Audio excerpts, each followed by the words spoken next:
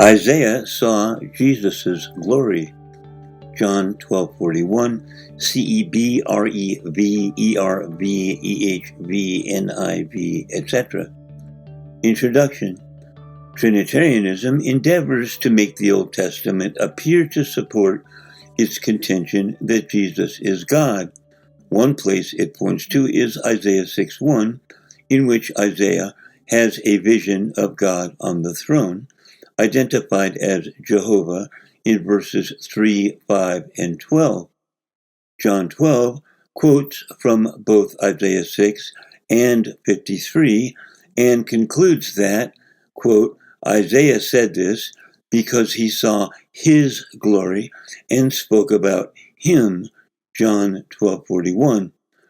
Trinitarianism attempts to make it appear that John is saying that Isaiah saw Jesus' glory, thus turning Isaiah's vision of Jehovah into a vision of Jesus and proving thereby that Jesus is God. But the question which naturally comes to mind is, if Isaiah saw Jehovah, and if Jehovah is three persons, then why would Isaiah have only seen one of these persons, Jesus, on the throne?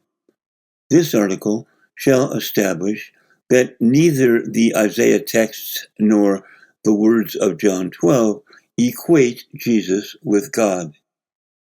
John 12:37 through 41. 37, quote, but though he had done so many miracles before them, yet they believed not on him. 38, that the saying of Isaiah the prophet might be fulfilled, which he spoke, Lord, literally Jehovah, who hath believed our report, and to whom hath the arm of the Lord been revealed? Isaiah 53:1. 39. Therefore they could not believe, because that Isaiah said again, 40, quote, he hath blinded their eyes and hardened their heart, that they should not see with their eyes, nor understand with their heart, and be converted, and I should heal them. Isaiah 6:10. 41. These things said Isaiah when he saw his glory and spake of him.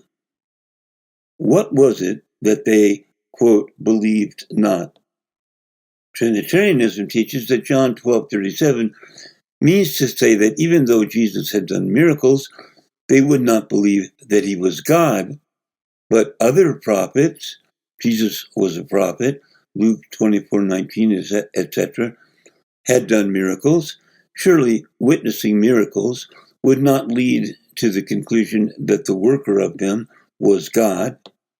Further, there was no conversation among the people regarding whether or not Jesus was God, the preceding verses having drawn a clear distinction between them, John 12:13, etc., and the words following this verse continuing to do so, John 12:44, etc.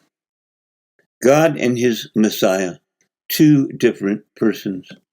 In chapter 53, Isaiah presents a straightforward prophecy of the coming Messiah, distinguishing between the Messiah and God, saying that he will be smitten by God, 53:4, that God will lay our iniquity upon him, 53:6, that he shall be bruised by Jehovah, 53:10, and that he will be God's servant, 53:11. In all of these verses, Isaiah depicts God and his Messiah as two different persons. What the people actually failed to believe was that Jesus was God's anointed Messiah, not that he was God himself.